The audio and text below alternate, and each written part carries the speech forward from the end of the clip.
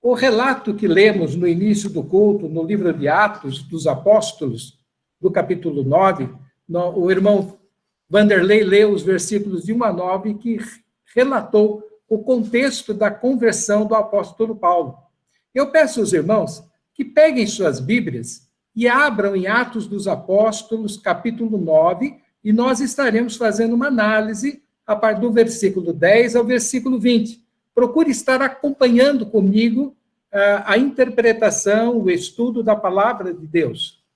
Saulo de Tarso havia solicitado e recebido do sumo sacerdote cartas autorizativas, que hoje nós chamaríamos de mandados de busca e prisão, para procurar e prender possíveis cristãos que vivessem na cidade de Damasco.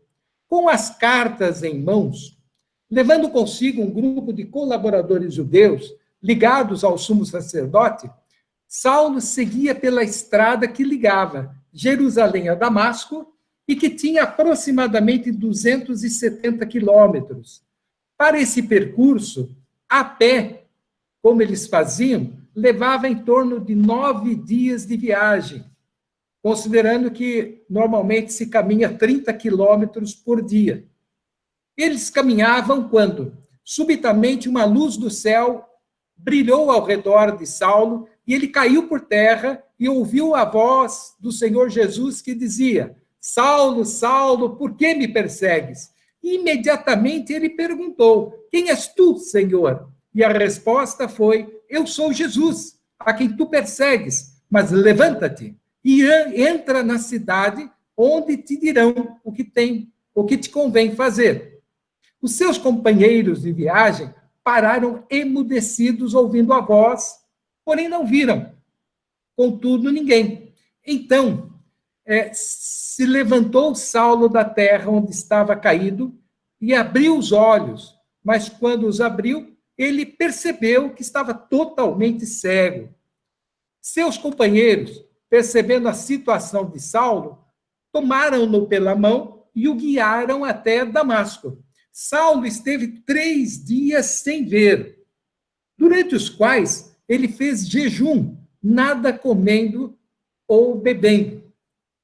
Ora, nesse contexto da história da salvação de Saulo, de Tarso, ou Paulo, que nós geralmente conhecemos, entra aí a história de Ananias, um crente igualzinho a qualquer um de nós. Hoje, dentro, então, desse contexto, nós queremos abordar a história desse crente, que Deus tirou do seu anonimato para levar o evangelho para o temido perseguidor Saulo de Tarso e conduzi-lo a Jesus. Quem era Ananias? É interessante que o texto bíblico diz apenas assim: ora, havia em Damasco um discípulo chamado Ananias. Ele é chamado por Lucas, então, no livro de Atos, apenas de discípulo. O que é ser um discípulo no contexto grego? Um discípulo é um estudante. Um discípulo é alguém que procura conhecer e seguir os ensinamentos de outra pessoa. A palavra discípulo vem da palavra latina discípulos, que significa aluno ou aprendiz. Ao chamar seus primeiros discípulos, Jesus simplesmente disse: siga-me. Um discípulo é um seguidor, alguém que confia, alguém que acredita em um mestre, alguém que segue as palavras do mestre e o seu exemplo de vida. Ananias era um verdadeiro discípulo de Jesus. É interessante que quando Lucas escreveu o livro de Atos dos Apóstolos, lá no capítulo 22, descrevendo o discurso do apóstolo Paulo, no versículo 12, ele relata que, assim, sobre Ananias, ele diz: e um certo Ananias, varão piedoso, conforme a lei, que tinha bom testemunho de todos os judeus que ali moravam. Ele diz que Ananias era varão piedoso e que tinha bom testemunho de todos os judeus que moravam em Damasco. É interessante dar uma paradinha aqui para ressaltar que a palavra piedade ou piedoso No Novo Testamento, não tem a ideia de alguém que tem pena, ou alguém que ajuda aqueles que sofrem, muito embora essa seja uma característica do verdadeiro cristão. Mas está sempre ligada à ideia de amor e respeito a Deus e busca de uma vida devocional direcionada à santidade. Não sabemos mais nada sobre Ananias, mas podemos qualificá-lo como um verdadeiro missionário de Jesus. Quero parar agora para pensar sobre o chamamento de Ananias para esse trabalho especial que Jesus tinha para ele. No versículo 10, descreve o chamamento de Ananias da seguinte forma: disse-lhe o Senhor numa visão, Ananias, ao que lhe respondeu, eis-me aqui, Senhor.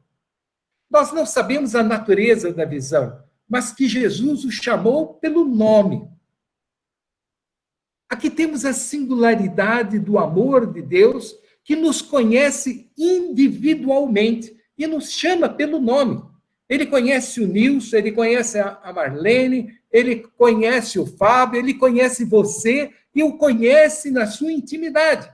Em João 10, 3, Jesus se identifica como bom pastor, dizendo, as ovelhas ouvem a sua voz. Ele chama pelo nome as suas próprias ovelhas e as conduz para fora. O Senhor Jesus falou com Ananias em uma visão. Como não temos detalhes, mas nós entendemos que visões fazem parte da manifestação especial de Deus em situações muito especiais. O profeta Joel, em sua profecia, declarou: vossos jovens terão visões e sonharão vossos velhos. Essa profecia de Joel, ela foi trazida por Lucas para o livro de Atos dos Apóstolos, no capítulo 2, versículos 17 a 20, aonde Lucas escreveu o seguinte: e nos últimos dias acontecerá, diz Deus, que o meu espírito derramarei sobre toda a carne, e os vossos filhos e as vossas filhas profetizarão, os vossos jovens terão visões, e os vossos velhos sonharão sonhos, e também do meu espírito derramarei sobre os meus servos e minhas servas naqueles dias, e profetizarão. E farei aparecer prodígios em cima do céu e sinais debaixo da terra, sangue, fogo e vapor de fumaça. O sol se converterá em trevas e a lua em sangue, antes de chegar o grande e glorioso dia do Senhor. E acontecerá que todo aquele que invocar o nome do Senhor será salvo. Olha que interessante. O finalzinho ele completa: e acontecerá que todo aquele que invocar o nome do Senhor será salvo. Nos dias atuais, a visão é dada pelo Espírito Santo, que fala ao nosso coração, mostrando a vontade de Deus.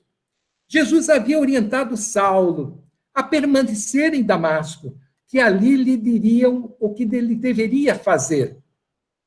Para a importantíssima tarefa de levar Saulo de Tarso a conhecer o amor de Cristo, Jesus escolheu Ananias, um simples discípulo, que, amando a Jesus, vivia em Damasco e ali dava seu testemunho de exemplo de vida cristã.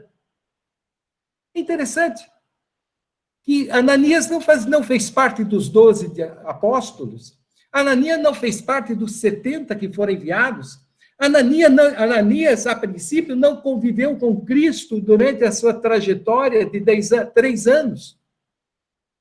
Mas Ananias era apenas um crente, um discípulo, que tinha sua vida guardada no coração de Deus, porque procurava viver a cada momento a vida cristã e testemunhar do amor de Cristo. A pronta resposta de Ananias foi: eis-me aqui, Senhor. Essa resposta denota a qualidade desse discípulo, que se colocou à disposição de Jesus. Ananias tinha intimidade com Deus. E, naturalmente, tendo a visão da presença de Jesus, ele discerniu a sua voz. É interessante que Jesus havia ensinado em João 10, 14, o seguinte: Jesus disse: eu sou o bom pastor, conheço as minhas ovelhas e elas me conhecem a mim. Quando Deus fala ao nosso coração, nós temos o discernimento para compreender a vontade de Deus e para compreender aquilo que Deus deseja que nós façamos. Quando Ananias diz, eis-me aqui, significa que ele está dizendo, eu estou à disposição para ouvir o que o Senhor deseja que eu faça. Eu estou disposto a servir ao Senhor. Tem a ver com disponibilidade pessoal para a missão que Deus tem para mim e para cada um dos amados irmãos. Significa ser submisso à orientação do Espírito. Significa estar pronto para ser um missionário, realizando as multitarefas que fazem parte da evangelização. Significa que eu preciso estar submisso, tendo ouvidos espirituais atentos, pois esse será o segredo da alegria espiritual da minha vida como discípulo. Qualquer um de nós pode, a qualquer momento, através da orientação do Espírito Santo, sentir no coração a necessidade de realizar alguma obra para o Senhor. Toda missão possui dificuldades e riscos.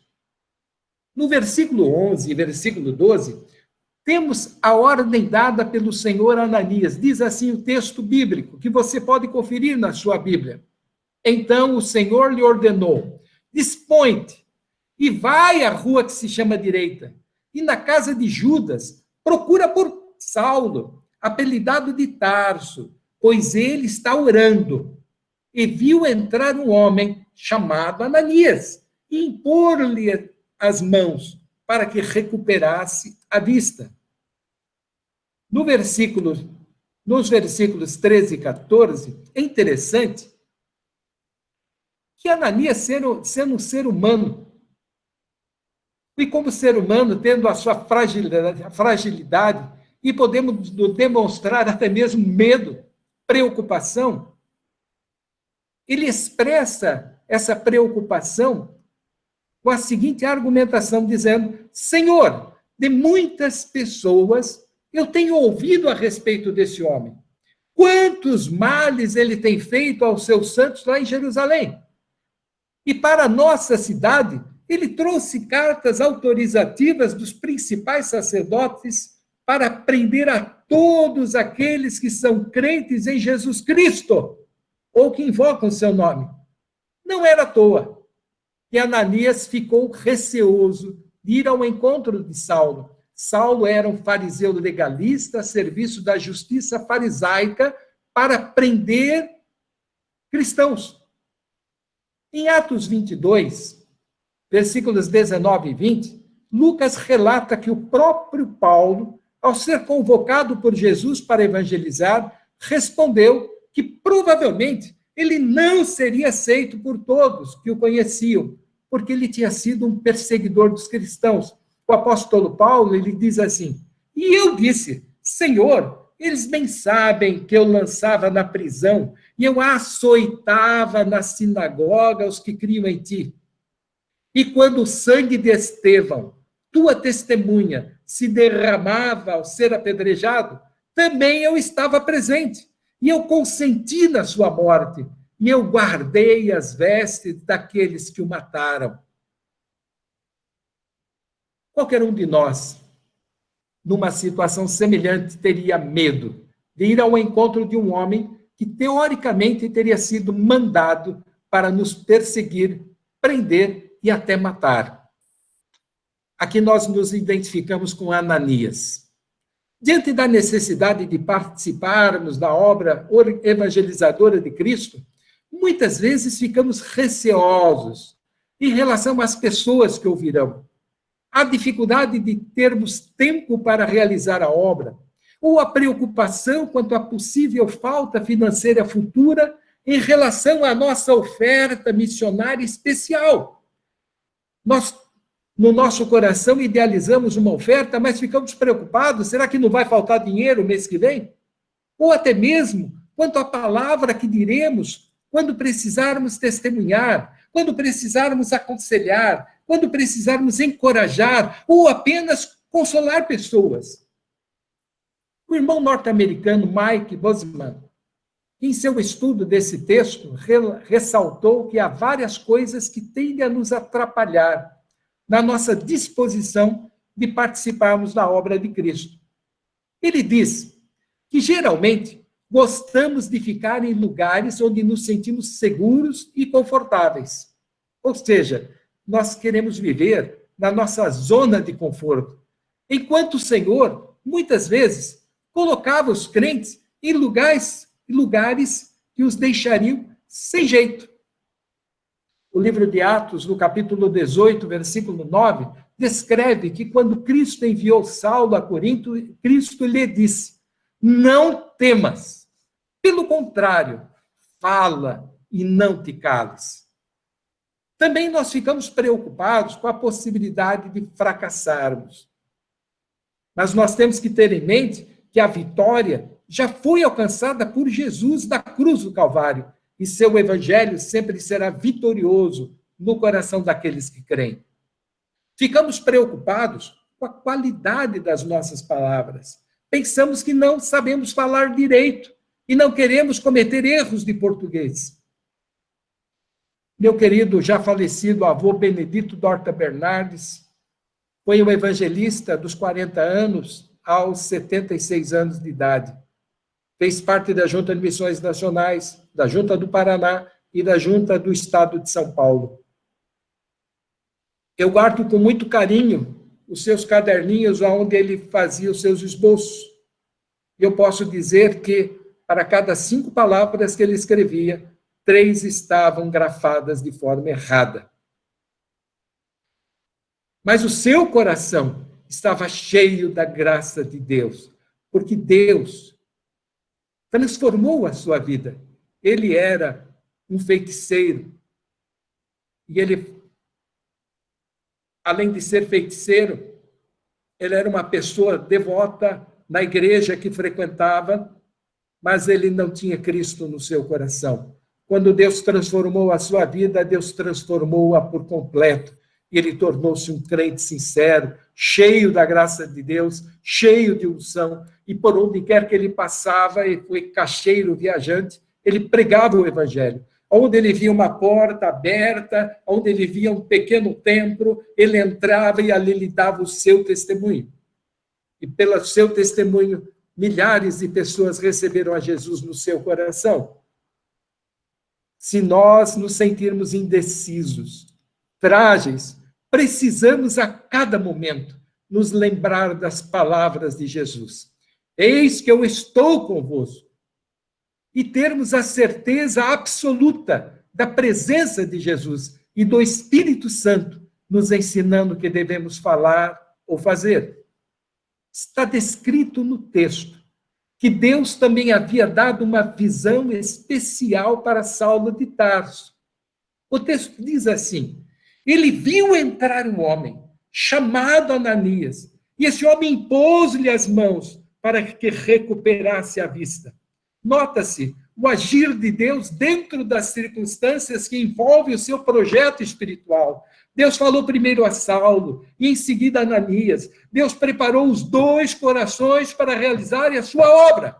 Isso também acontece conosco. Deus está sempre agindo na nossa história e na história daqueles que serão alcançados pela nossa palavra, pelo nosso testemunho. O Espírito Santo age simultaneamente nos corações envolvidos para que a obra de Deus seja realizada. Temos que ter essa convicção plena no nosso coração. Deus está agindo. Deus está agindo e nada passa desapercebido aos seus olhos. O profeta Sofonias, no capítulo 3, versículos 12 e 17, declara: mas deixarei no meio de ti um povo modesto e humilde, que confia em o nome do Senhor. Também ele diz no versículo 17, o Senhor, teu Deus, está no meio de ti, poderoso para salvar-te. Ele se alegrará em ti com alegria, renovar-te-á no seu amor regozijar-te-á em ti com júbilo. Não somente Ananias, mas cada um de nós fazemos parte desse povo modesto e humilde, que com alegria vive o evangelho de Jesus e que deve dizer a cada instante: eis-me aqui, sempre que surgirem oportunidades para o testemunho da nossa fé. Ananias ficou confuso, indeciso, e aí Jesus lhe relatou a importância da sua missão. Nos versículos 15 e 16, Jesus repetiu a ordem e descreveu a importância da missão de Ananias ao dizer: mas o Senhor lhe disse, vai, porque este é para mim um instrumento escolhido para levar o meu nome perante os gentios e reis, bem como perante os filhos de Israel, pois eu lhe mostrarei quanto importa sofrer pelo meu nome. Na primeira chamada, Jesus disse a Ananias: sai de onde você está e vai à rua chamada direita. Ananias ficou receoso e com medo de Saulo de Tarso e teceu argumentos contraditórios à ordem recebida. Novamente, Jesus, de forma impositiva, lhe disse: vai. Mas para que Ananias percebesse a importância da sua missão, Jesus lhe disse: Saulo é para mim um vaso escolhido. Saulo levará o meu nome aos gentios, reis israelitas. Saulo sofrerá pelo meu nome.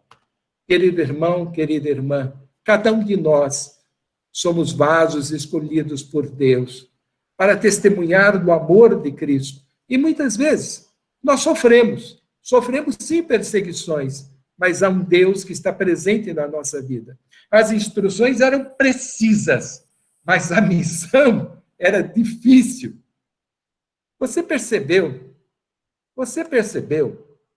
a diferença entre a visão de Deus e a visão de Ananias? São duas visões antagônicas ou diferentes.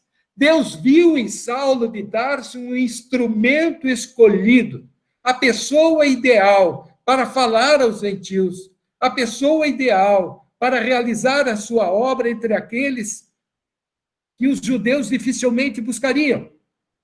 E Ananias viu em Saulo de Tarso um perseguidor sanguinário que faria os cristãos sofrerem por amor ao Evangelho. Quando Deus nos chama para uma tarefa, Ele, que na sua presciência conhece o passado, conhece o nosso presente e conhece o futuro, viu o que nós não vemos, sente o que muitas vezes nós não sentimos e deseja que participemos do seu projeto de salvar as pessoas pela manifestação do seu amor, mas também pelo testemunho da nossa experiência de fé. Somos constantemente chamados, comissionados e encorajados para servirmos a Jesus com nossas vidas, com nossos bens, com nossos talentos. Quero pensar um pouco sobre a coragem e a submissão de Ananias à vontade de Jesus. O versículo 17 declara: então Ananias foi, e entrando na casa, impôs as mãos sobre Saulo, dizendo: Saulo, irmão, o Senhor me enviou, a saber, o próprio Jesus que te apareceu do caminho por onde vinhas, para que recuperes a visão e fiques cheio do Espírito Santo. Observe, Ananias entrou na casa, encontrou Saulo orando. A princípio, Saulo estava ajoelhado. Ele colocou as suas mãos sobre a sua cabeça e o chamou de irmão. Você percebeu a mudança na atitude de Ananias? Antes, Saulo era um temido perseguidor sanguinário. Agora é amorosamente chamado de irmão. Ao chamar Saulo de irmão, Ananias demonstrou submissão à vontade soberana de Deus e perdão incondicional, semelhante àquele que Deus estaria concedendo a Saulo. Naquele momento, não estava ali um inimigo mortal, mas uma alma que Deus deseja salvar e usar para levar o evangelho aos gentios. Ananias não deveria tecer seu próprio julgamento, mas confiar na justiça de Deus, que na sua soberania exerce o seu amor ao perdoar todo pecador que se arrepende e a ele se aproxima. Aqui eu me lembro do trabalho que é exercido pelos queridos irmãos ali nos presídios.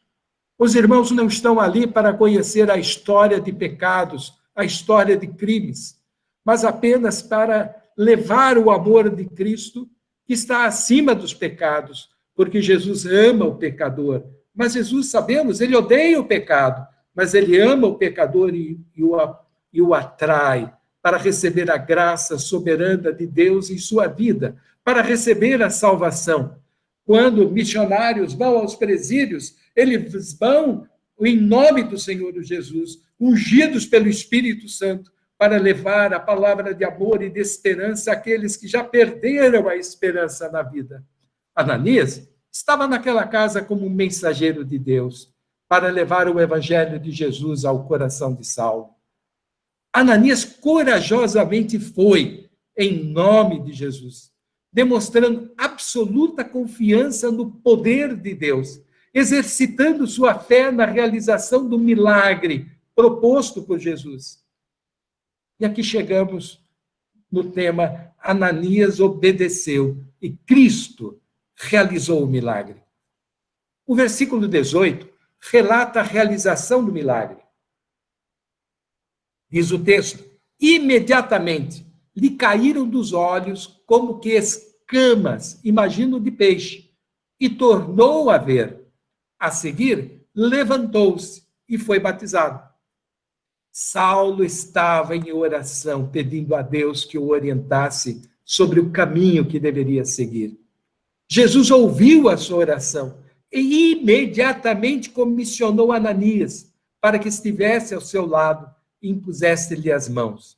Lhe restituísse não apenas a visão física, mas também a visão espiritual que o conduzisse a conhecer o Evangelho de Cristo, a se arrepender e receber a salvação através de Jesus. O texto não relata detalhes, mas certamente Saulo foi evangelizado, curado, acolhido e batizado. Paulo, referindo-se àquele momento, em seu discurso relatado lá em Lucas, onde já citamos, capítulo 22, versículo 16, ele diz assim, ele diz que Ananias lhe disse: e agora, Paulo, ou Saulo, por que te demoras? Levanta-te, recebe o batismo e lava os teus pecados, invocando o nome dele, o nome de Jesus. Nesse texto, nós temos expressões que devem ser consideradas e analisadas, porque acontecem toda vez que nós estamos no processo de levar o amor de Cristo. A primeira pergunta foi: por que te demoras? Traz a ideia da reflexão que estava naturalmente acontecendo na mente de Saulo, através da obra regeneradora do Espírito Santo, onde ele deveria, no uso do seu livre-arbítrio, tomar uma decisão ou não, ao lado de Jesus. Ananias diz: levanta-te. Tem a ideia de deixar para trás sua vida de pecados, de perseguidor, para ser agora um perseguido pelo Evangelho. Ananias diz: recebe o batismo. Ele estava dizendo: se você já compreendeu a dimensão do amor de Deus, se você já tem Cristo no seu coração, se você já pediu perdão pelos seus pecados, agora, pela obra regeneradora do Espírito Santo, você tem uma nova vida. Portanto, em testemunho, submeta-se ao batismo. Ananias também lhe disse: lava os teus pecados, invocando o nome de Jesus. Ananias está motivando Saulo a receber o perdão de Deus, uma vez que seus pecados já foram assumidos por Cristo na cruz do Calvário, e ele deveria invocar o nome do Senhor Jesus pedindo perdão. O texto de Atos 9:18, de uma forma simplíssima, diz apenas: a seguir, levantou-se e foi batizado. No versículo 19, é declarado que após ter sido batizado, se alimentou e sentiu-se fortalecido. Mas no versículo 20, agora, nós temos um novo Paulo, uma nova vida, renascido espiritualmente em Cristo Jesus. E o texto diz assim: e logo ele pregava nas sinagogas a Jesus, afirmando que este é o Filho de Deus. Este texto, na sua simplicidade, nos ensina que na comunhão do corpo de Cristo, todos nós somos chamados para testemunhar, para ministrar o amor, para ministrar a esperança, para sermos discípulos e discipuladores daqueles que pela fé recebem a Jesus como Salvador. Há muitos Saulos que precisam de Jesus. Há muitas pessoas ao nosso redor que necessitam conhecer a nossa experiência com Cristo e serem encorajadas, através da fé, a entregarem suas vidas a Cristo e para que sejam transformadas. Nós somos os Ananias que Deus usa para irmos às casas dos Judas, que nos recebem em seus lares, para ali testemunharmos aos Saulos que ainda não conhecem o amor de Deus, para que sejam alcançados e salvos. Esse texto é um incentivo para a semelhança de Judas, abrirmos os nossos lares para recebermos nossos parentes, vizinhos, para ouvirem a palavra de Deus. Quero concluir. Jesus chamou Ananias pelo nome e ele respondeu: eis-me aqui, Senhor. Qual é a nossa resposta ao chamado de Jesus que encontramos em Marcos 16:15, quando Jesus diz: ide por todo o mundo e pregai o evangelho a toda criatura? Ser submisso é tão somente fazer a vontade de Deus e não a nossa. Vocês se recordam do comentário de Jesus lá no Getsemane, antes de ser preso e crucificado? Encontramos em Mateus 26:39, Jesus disse: meu Pai, se possível, passa de mim esse cálice. Todavia, não seja como eu quero, e sim como tu queres. Jesus teve receio da cruz, mas foi em obediência ao Pai. E tenhamos, a semelhança de Ananias e de Jesus, a mesma coragem, a mesma submissão, a mesma fé para sermos discípulos resolutos, com orgulho testemunharmos o amor de Cristo. Que Deus, a cada dia, faça de nós missionários para multiplicar a fé nos corações, levando esperança e salvação às pessoas que estiverem ao nosso redor. Que Deus nos abençoe. Amém? Temos